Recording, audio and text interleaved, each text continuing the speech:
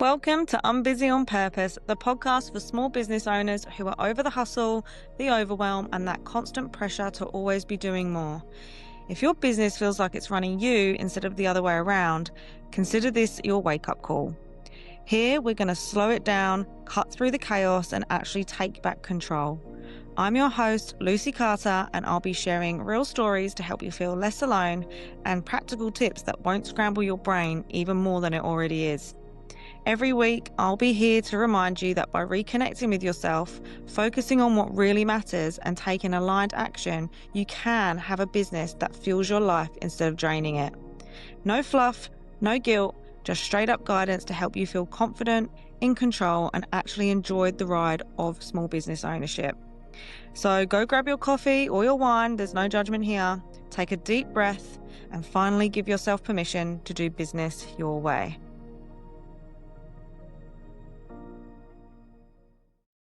Hey everyone, welcome back to Unbusy on Purpose.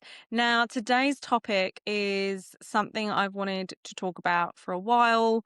It's something that has bothered me and shown up in my life and in my business too many times.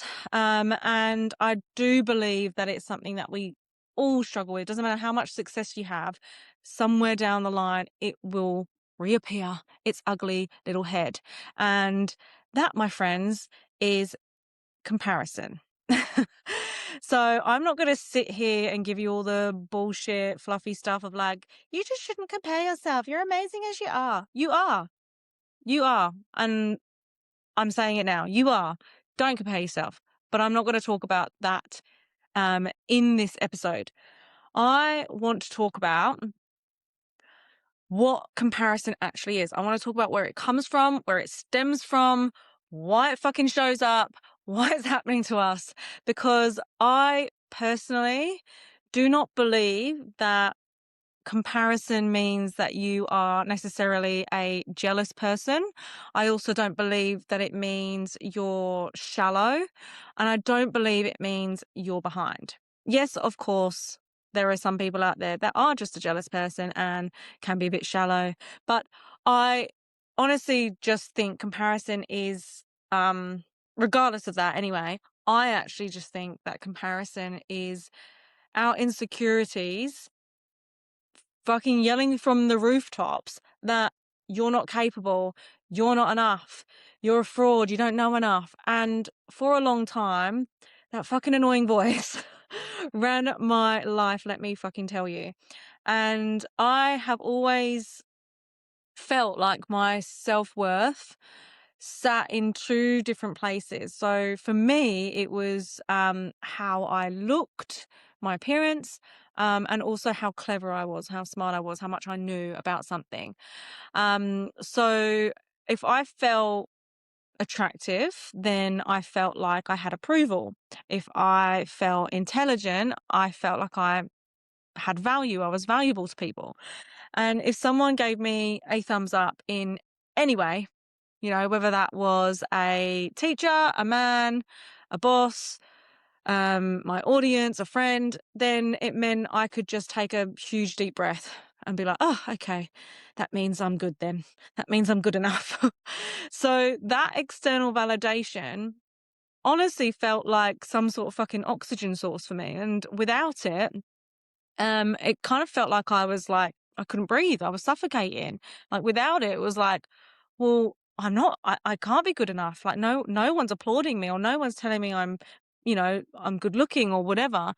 And when those things didn't happen, it was just like the worst thing ever. It was like, okay, well then I'm not of value or I'm not beautiful or I'm not this. And that, in all honesty, guys, has led me down some negative paths. And those negative paths have been with men. I would choose situations where I was trying to be chosen, and not actually being like, is this person right for me? In business, I have made decisions that looked good on paper, but they certainly weren't aligned. I didn't even know what fucking alignment meant, to be fair. And I was holding myself back because there was like this invisible force that just kept saying to me, "Don't go too big, Lucy. You're not actually that good. Um, you're shit at what you do. You're not as good as this person." And it's really, really taken me years of my life to realize that that force didn't just appear out of nowhere. It wasn't just fate. It was actually just years of conditioning. Now, I don't want to go too sciencey on you and whip out the fucking the school book, but I do want to share the psychology behind why it happens, because I think if we can understand why it happens and where it comes from, then we can really kind of handle it a lot better.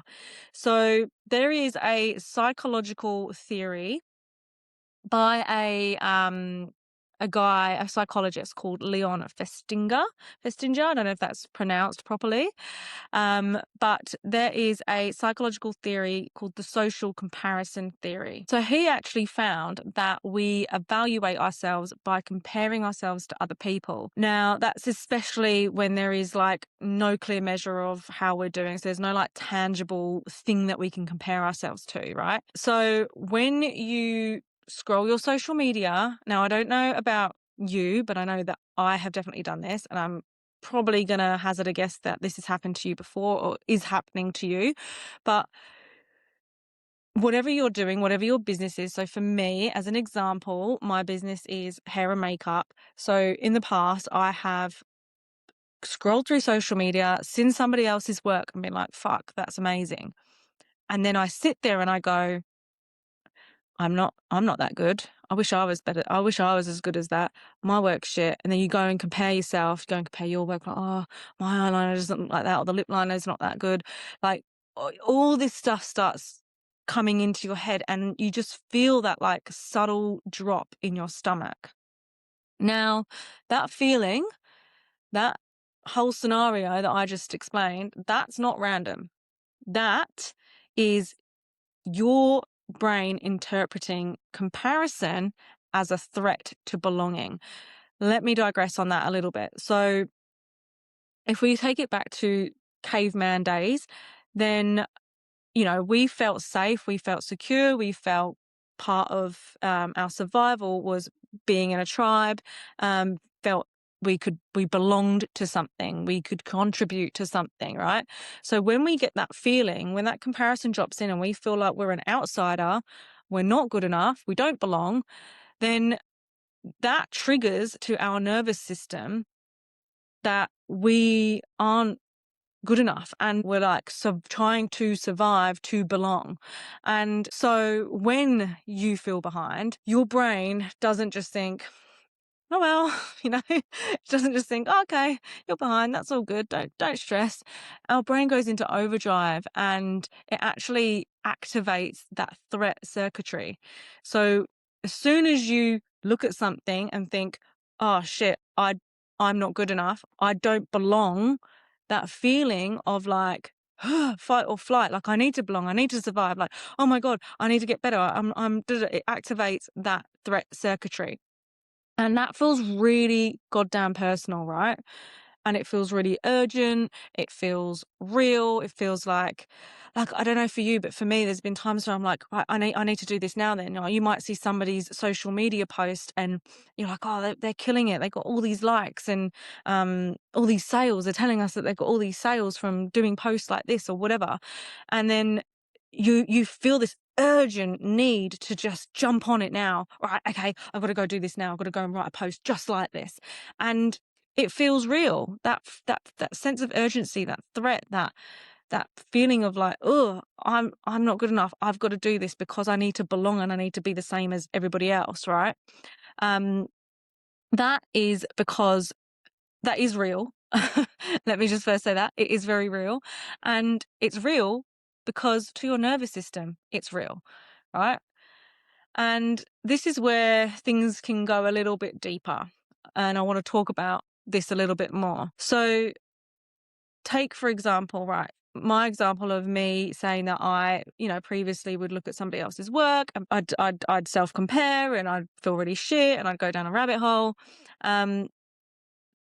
I don't necessarily do that now with my makeup work, but it's showing up for me with my podcast, right? This is where I want to talk about why this happens and how some people can kind of look at somebody else's work or see somebody else doing well and not be bothered by it. So for me now with my makeup stuff, yeah, there's some stuff where I'm like, oh God, that's great. Like, oh, wish I could do that. But it doesn't get me to the point of like the spiraling, the downhill spiral, the fucking negative talk. It doesn't get to that point anymore. But with the podcast, I'm starting to feel that creep in again. So I really wanted to try and understand why this was happening and where it comes from. Because obviously I've figured something out with my makeup stuff, right?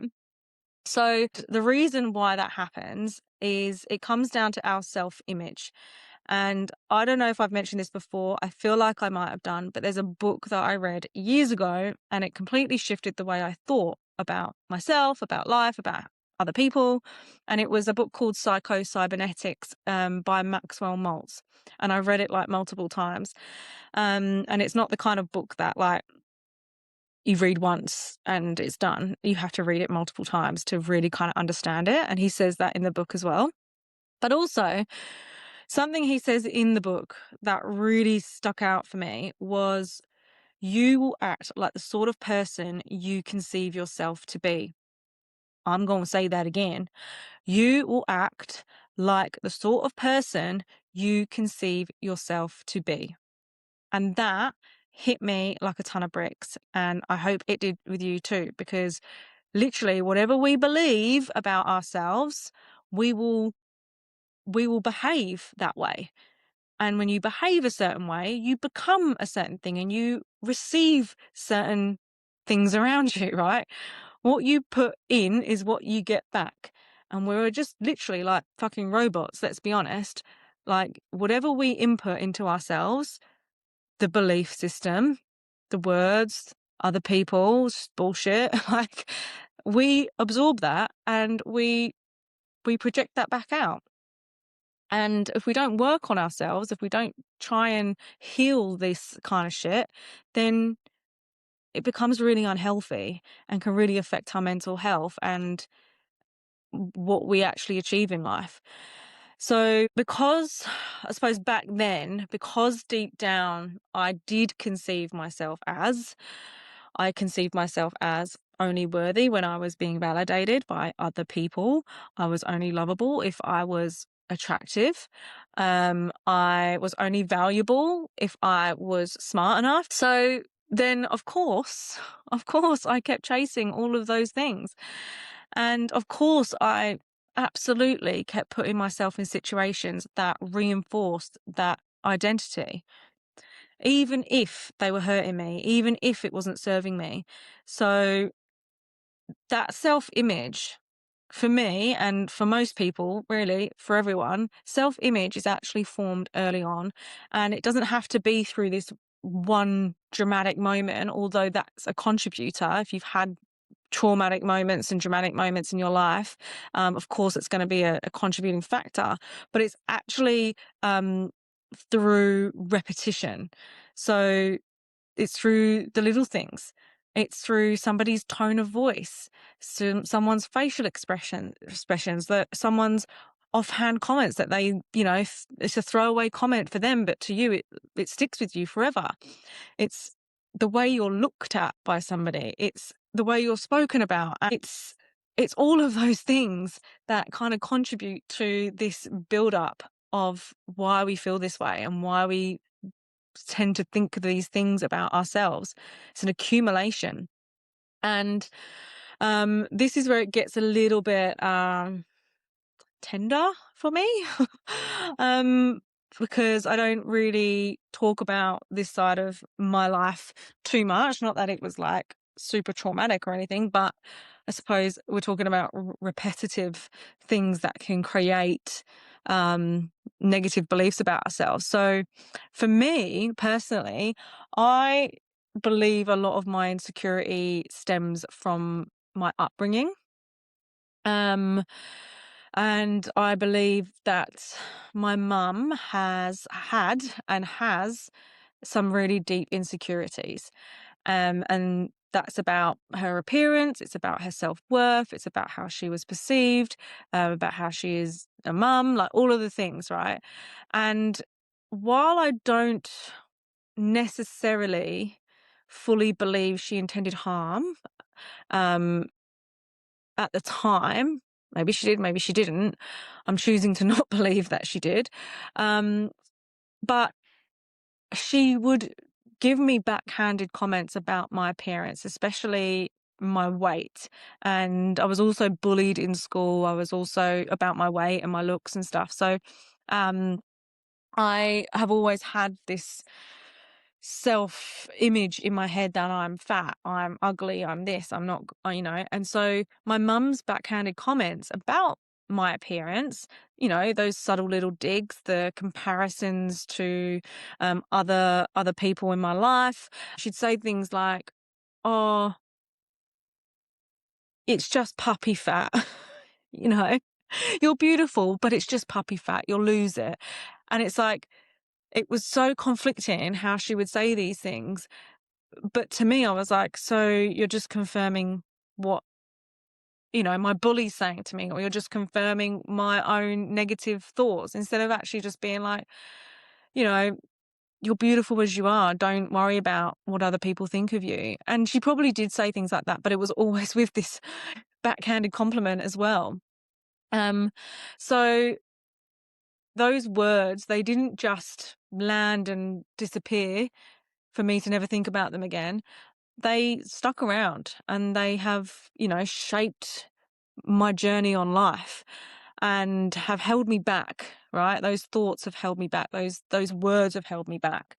And even just as simple, I'm going to be real honest here, like getting my hair cut. I said to my therapist, I was like, it was only like that week when I was going to go get my hair cut. And I said to my therapist, I was like, I've actually been thinking, like, the words are stuck in my head, and my mum's words are going, "I don't like your hair short." Like, that stuck with me. And it's just like, so cutting my hair was very much not a rebellious thing, but I wanted to cut it short, but it was also like a fuck you. I will be who I want to be, and I will cut my hair short if I want to fucking cut my hair short. I don't need to be validated by your approval that you don't like my hair short, or you do. Like, what the fuck? Right? So her words actually just confirmed a story that I was already forming for myself, right? So and that happened over years. It was the small little things. It wasn't some big, huge thing. And, children don't actually have critical thinking around this kind of stuff. We don't think, oh, that's her just projecting, We think, oh, that must be true about me. And there's actually research that shows that like a parent's self-esteem actually really strongly predicts their children's self-esteem over time. So, I'm really cautious of how I speak about myself in front of my stepsons, and I catch myself sometimes saying, looking in the mirror and being like, oh, my stomach, or, and I'm really kind of judging myself, and I have to kind of catch myself in those moments. But it's also having that awareness that I'm doing it right, and a lot of people just don't have that awareness. And it just becomes who we are. So, over time, when your parents' own self-esteem, lack of self-esteem, kind of kicks into the child's self-esteem, we absorb everything. We have absorbed their emotional tone. We have absorbed their words. We have internalized what has been modeled for us.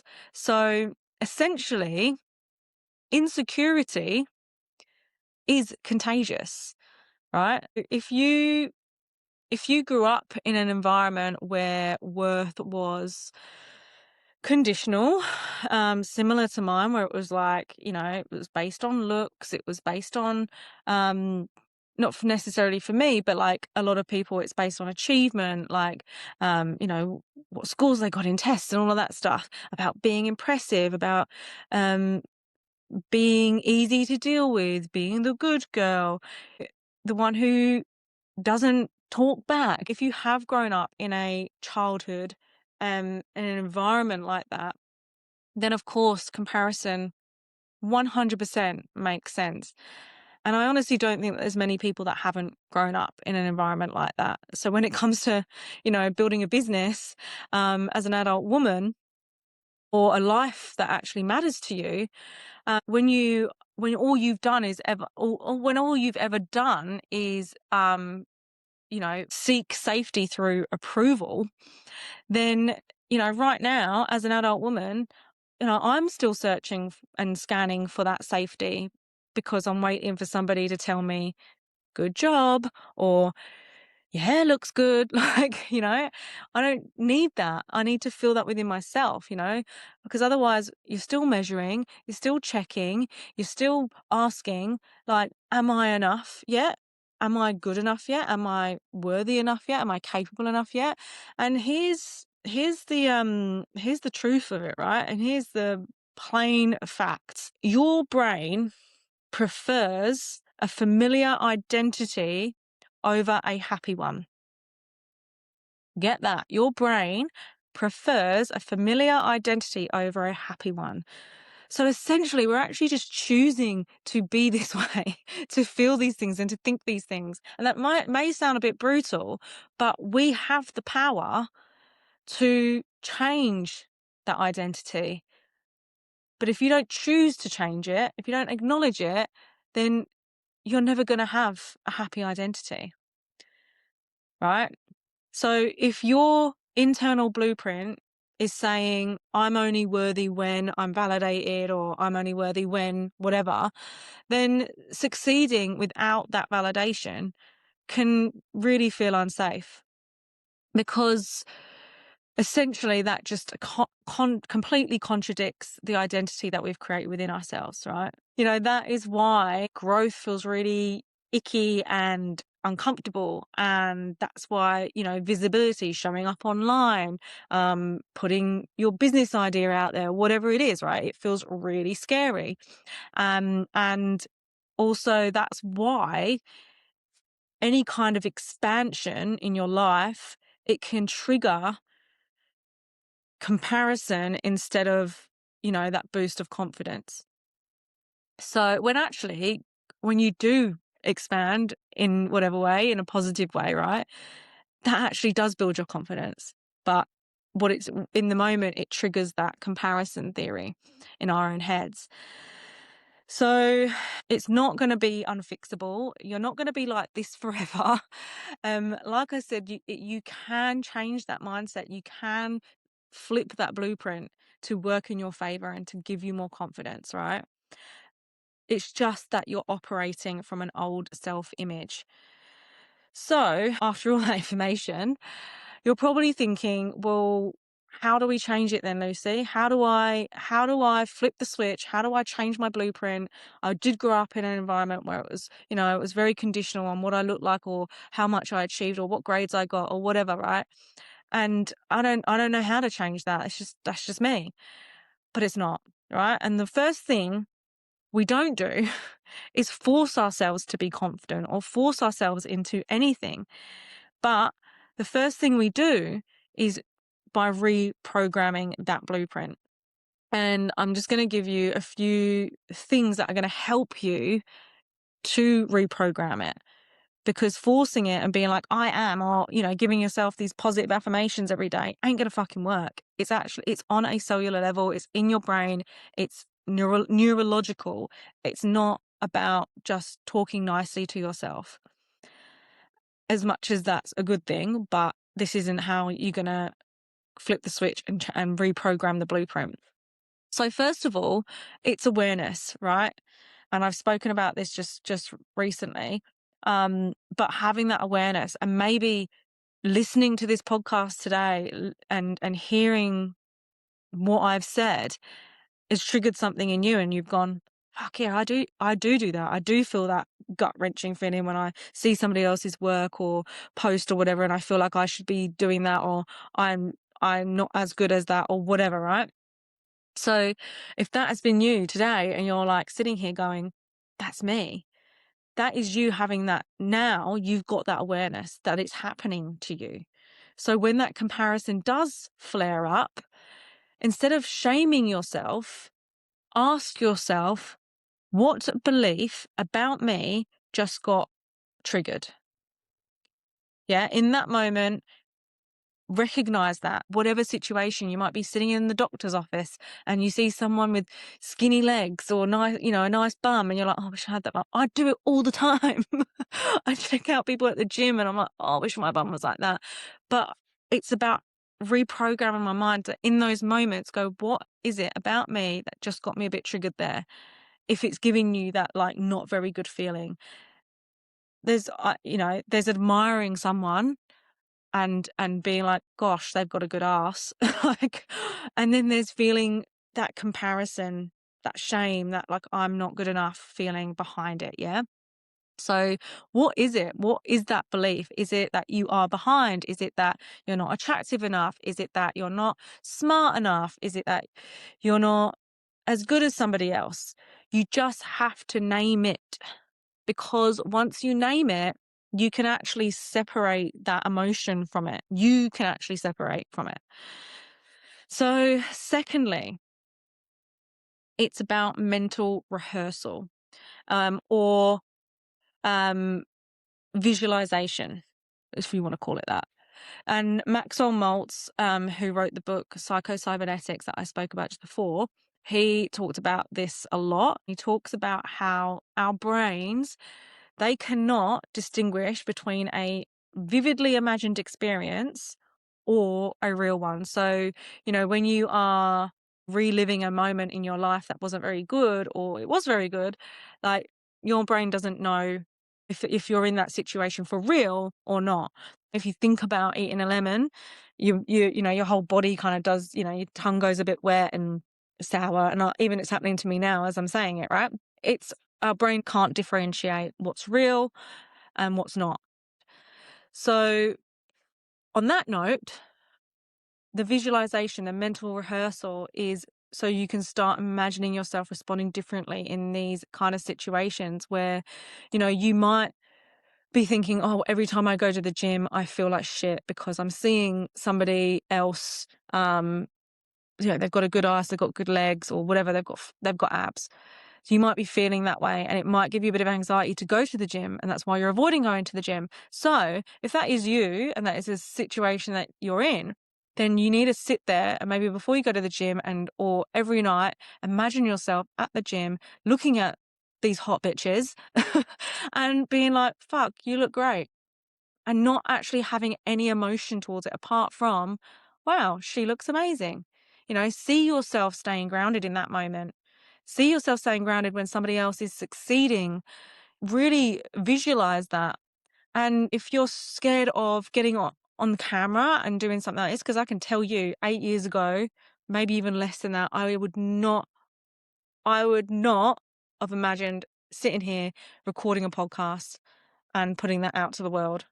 Like, I just wouldn't have done it. I just couldn't see myself doing it. But I'll tell you this now, a lot of stuff that's happened in my life has been from me visualizing. And you can call that manifestation, you can call it what it wants. It was visualizing, and it was being like, I want this so much, or I want to do this so much, and taking action on it, because that's essentially all manifestation is anyway. But that visualization part of it gives you, it's almost like your body and your brain is then used to that thought or that thing or that situation. So if you are nervous to kind of get online, then visualize yourself speaking on camera, visualize yourself speaking on a fucking stage even, get to the fucking, the bigger picture there. And so your body won't clam up.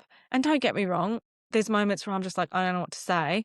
And I do clam up, but again, it's that's negative self-talk coming in for me when those moments happen. I'm aware, and now I have to kind of be like, right, I'm aware what's triggered me, what's happened here, and then work on it from there. These things never go away, and I'm not going to sit here and sugarcoat anything. Like, you're not going to get rid of this. You're not going to get rid of comparison theory in one area of your life and it's gone in every other aspect. Something else will show up down the track eventually where you are going to feel that sense of comparison again. It's about how we manage it better for future scenarios. So Yeah. See yourself speaking confidently, see yourself making aligned decisions without needing any applause, because we shouldn't need applause to feel like we've made the right choice. We may need um, to talk to somebody to kind of vent things through.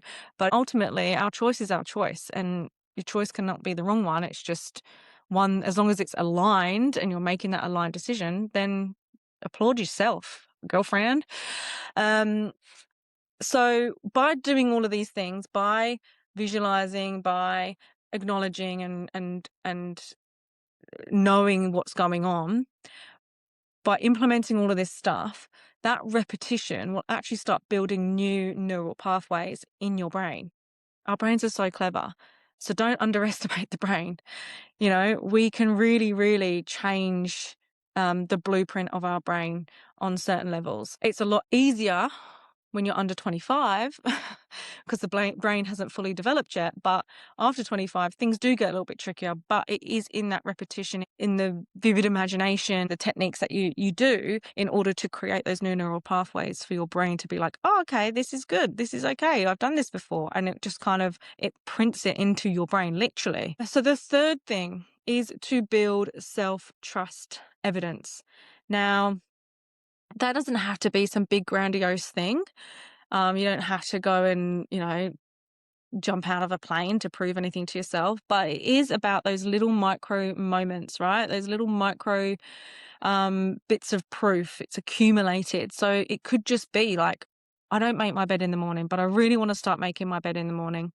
Um, and you do, and you do it for 5 days, and you're like, oh, fucking hell, I feel so good. I've made my bed every morning. It builds that momentum, it builds that confidence. And then on the 6th day, you don't make your bed because something happens, or you just forget, or you just don't feel like doing it. And then you're like, oh, fuck, I feel really shit. I didn't make my bed this morning. Like, something feels a bit out of whack. That is because you've built this trust and you've kind of done something in order to kind of have lack of trust again. So, it might be like going to the gym and you say to yourself, I do it. I'm not going to sit here and preach to the choir, but I will say, I'm going to go to the gym tomorrow. And I don't go to the gym because of whatever. I don't just feel shit because I haven't moved my body. I feel shit because I haven't moved my body, but also because my mentally I'm going, I said I would do this and I didn't do it. It's that lack of trust within yourself. So just doing like the smallest things to build that accumulation of trust and accumulation of proof is going to be so beneficial. So maybe I'm not asking you to keep a spreadsheet, but keep track of, boundaries that you've held or not held, risks that you've took, moments where you showed up anyway, even when you really fucking didn't feel like it, because that is like, if you can do that, then your capacity to just push through, and I don't want you to push through to burnout, I'm not saying that, but showing up anyway, even when you're just like, I can't be bothered, is so powerful. And that is honestly going to train your brain to see the capability within yourself. And finally, I want you to start practicing internal approval. Now, we don't need to post and share every single little thing, every single achievement. You make your bed in the morning, you're going to fucking post about it? No. Just it's in those little quiet private moments where you're like, fuck, I did that. I actually did a full week of going to the gym. I actually did a full week of making my bed in the morning, or I handled that well, or I'm proud of that decision, or oh my god, that was so aligned with what I know I want in my life or my business, right? There's no audience required. It's just you silently sitting there going, yay, yay me. So comparison isn't telling you that you're behind or anything like that. It's not, showing you like you need to get your shit together. That's not what comparison is. It's actually revealing where your self-image still needs healing. And you know what? The beautiful thing is that if our self-image was learnt and it's been something from our parents or whatever in our life and our journey, then that also means that we can unlearn it. So remember that you are not your mother's, your brother's, your father's, your sister's insecurities. You are not that offhand comment that your mum threw at you when you were 10 multiple times. You are not that teenage version of you who thought validation was the only thing that can get you through anything. You are allowed to build a life that is not driven by proving yourself to other people. You are allowed to feel worthy without this big fucking show and performance. Right? We don't need to share all of our achievements and all of our greatness to the world. And honestly, when that shift starts to happen, because it will if you do the work, then that comparison, that thing that's kind of holding you back from being greater, from being the person you truly want to be, it loses its grip. And that's not because you become better than somebody else. Like, we're not, I don't want you to become this egotistical asshole. But it's because you finally stop negotiating with your worth. Now, how powerful does that feel to be like, I do not negotiate with my worth because I know my worth. I know and I have conviction in the things that I'm doing and the things that I'm saying and what I believe in and what I'm out there creating. It's that you can't negotiate with that. There is no negotiating. Okay. And that absolutely changes everything. Everything, let me tell you. It has changed things for me, and I'm still learning, I'm still growing, I'm still evolving, I'm still tuning through all of this stuff. But honestly, now with my makeup work, I don't have that feeling anymore. And it is so liberating and so freeing not to feel so constrained by the chains of that comparison and that chains of that self-worth, that lack of self-worth. And the belief system that I kind of created within that. And like I said, I'm now creating the podcast and these things are showing up again. So it's never ending. It's just now I'm more aware and I can work on this a lot quicker, a lot more smoother. And that's what I want to share with you. Like, if I can do it, then everyone can. Everyone is capable of changing that blueprint. So if this episode resonated with you, then I would really love to hear what belief you're ready to release. So what is it that is that is triggering you and causing you to kind of stop yourself in your tracks and not feel good enough, not, push forward and do the thing, whether that's just in your life or in your business? What is it? I really would love it if you could share that with me in the comments. And as always, guys, I want you to just slow down, create space, be gentle with yourself, and always remember that you don't need a thumbs up. You don't need somebody else's approval to be enough in this lifetime. You really, really don't. And also, if you feel like this episode would be really helpful to somebody you know, please, please, please share it with them. Please like, subscribe, follow. I'd really, really appreciate it, because the more that this message gets put out there, the more people I'm helping. And that's essentially the whole purpose of this podcast. Is I just want to help people just reduce that overwhelm, reduce that pressure, reduce that stress. We already have enough on our plates.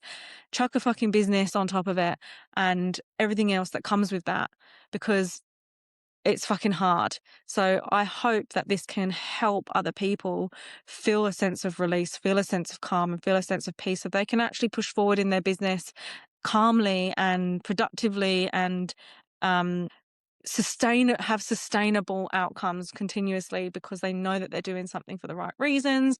And when, the ugly things show up, they can actually handle them really, really well.